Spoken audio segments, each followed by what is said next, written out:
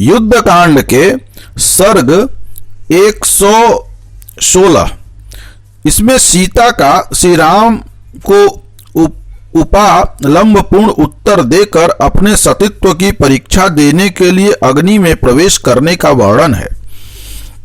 श्री रघुनाथ जी ने रोषपूर्वक जब इस तरह रोंगटे खड़े कर देने वाली कठोर बात कही, तब उसे सुनकर विदेह राजकुमारी सीता के मन में बड़ी व्यथा हुई।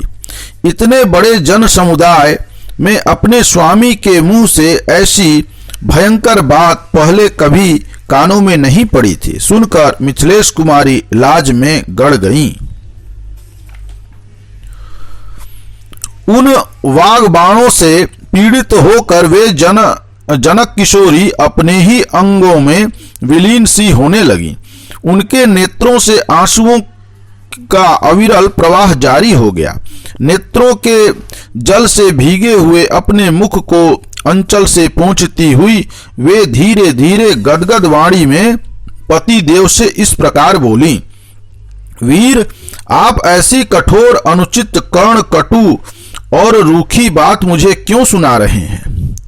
जैसे कोई निम्न श्रेणी का पुरुष निम्न कोटि की ही स्त्री से न कहने योग्य बातें भी कह डालता है, उसी तरह आप भी मुझसे कह रहे हैं। महाबाहो, आप मुझे अब जैसी समझते हैं वैसी मैं नहीं हूं। मुझ पर विश्वास कीजिए। मैं अपने सदाचार की ही शपथ खाकर कहती हूं कि मैं संदेह के योग्य नहीं हूं। नीच श्रेणी की स्त्रियों का आचरण देखकर यदि आप समूची स्त्री जाति पर ही संदेह करते हैं तो क्या यह उचित है? यदि आपने मुझे अच्छी तरह परख लिया हो तो अपने इस संदेह को मन से निकाल दीजिए।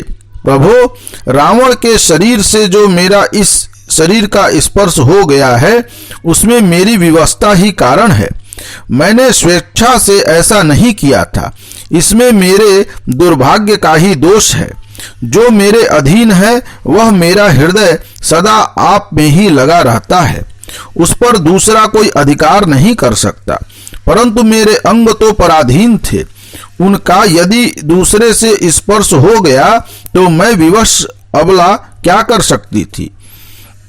दूसरों को मान देने वाले प्राणनाथ, हम दोनों का परस्पर अनुराग सदा साथ साथ बढ़ा है। हम सदा एक साथ रहते आए हैं। इतने पर भी यदि आपने मुझे अच्छी तरह नहीं समझा तो मैं सदा के लिए मारी गई। महाराज, लंका में मुझे देखने के लिए जब आपने महावीर हनुमान जी को भेजा था, उसी समय मुझे क्यों नहीं त्याग दिया? उस समय वानरवीर हनुमान के मुख से आपके द्वारा अपने त्याग की बात सुनकर तत्काल इनके सामने ही मैंने अपने प्राणों का परित्याग कर दिया होता। फिर इस प्रकार अपने जीवन को संकट में डालकर आपको यह युद्ध आदि का व्यर्थ परिश्रम नहीं करना पड़ता तथा आपके ये मित्र लोग भी अकारण कष्ट नहीं उठाते। नृपश्रेष्ठ, आपने ओछे मनुष्यों की भांति केवल रोष का ही अनुसरण करके मेरे शील स्वभाव का विचार छोड़कर केवल निम्न कोटि की स्त्रियों के स्वभाव को ही अपने सामने रखा है।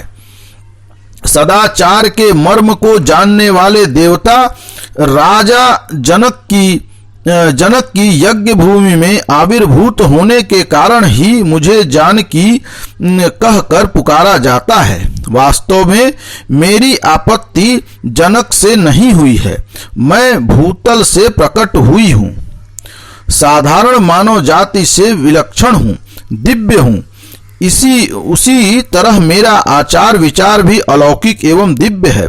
मुझ में चारित्रिक बल विद्यमान है, परंतु आपने मेरी इन विशेषताओं को अधिक महत्व नहीं दिया। इन सबको अपने सामने नहीं रखा। बाल्यावस्था में आपने मेरा पाणी ग्रहण किया है, इसकी ओर भी ध्यान नहीं दिया। आपके प्रति मेरे हृदय में जो भक्ति है और मुझ में जो शील है वह सब आपने पीछे ढकेल दिया, एक साथ ही भुला दिया। इतना कहते कहते सीता का गला भर आया। वे रोती और आंसू बहाती हुई दुख एवं चिंता मग्न होकर बैठे हुए लक्ष्मण से गदगद वाणी में बोली, सुमित्रानंदन, मेरे लिए चिता तैयार कर दो। मेरे इस दुख की यही दवा है। मिथ्या कलंक से कलंकित होकर मैं जीवित नहीं रह सकती। मेरे स्वामी मेरे गुण से प्रसन्न नहीं हैं। इन्होंने भरी सभा में मेरा परित्याग कर दिया है। ऐसी दशा में मेरे लिए जो उचित मार्ग है उस पर जाने के लिए मैं अग्नि में प्रवेश करूंगी। विदेह नंदनी के ऐसा कहने पर शत्रुवीरों का संहार करने वाले लक्ष्मण ने अमर्ष के वशीभूत होकर श्री रामचंद्र जी की ओर देखा। उनसे सीता जी का यह अपमान सहा नहीं गया था, परंतु श्री राम के इशारे से सूचित होने वाले उनके हार्दिक अभिप्राय को जानकर पराक्रमी लक्ष्मण ने उनकी सम्मति से ही चिता तैयार की। उस समय श्री रघुनाथ जी प्रलयकालीन संहारकारी यमराज के समान लोगों के मन में भय उत्पन्न कर रहे थे। उनका कोई भी मित्र उन्हें समझाने, उनसे कुछ कहने अथवा उनकी ओर देखने का भी साहस नहीं कर सका। भगवान श्री राम सिर झुकाए खड़े थे। उसी अवस्था में सीता जी ने उनकी परिक्रमा की।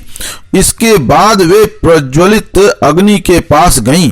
वहां देवताओं और ब्राह्मणों को प्रणाम करके मिथिलेश कुमारी ने दोनों हाथ जोड़कर अग्नि के समीप इस प्रकार कहा, यदि मेरा हृदय कभी एक क्षण के लिए भी श्री रघुनाथ जी से दूर न हुआ हो तो संपूर्ण जगत के साक्षी अग्निदेव मेरी सभी ओर से रक्षा करें। मेरा चरित्र शुद्ध है, फिर भी श्री रघुनाथ जी मुझे दूषित समझ रहे हैं। यदि मैं सर्वथा निष्कलंक हूं तो संपूर्ण जगत के साक्षी अग्निदेव मेरी सब ओर से रक्षा करें। यदि मैंने मन, वाणी और क्रिया द्वारा कभी संपूर्ण धर्मों के ज्ञाता श्री रघुनाथ जी का अतिक्रमण न किया हो तो अग्निदेव मेरी रक्षा करें।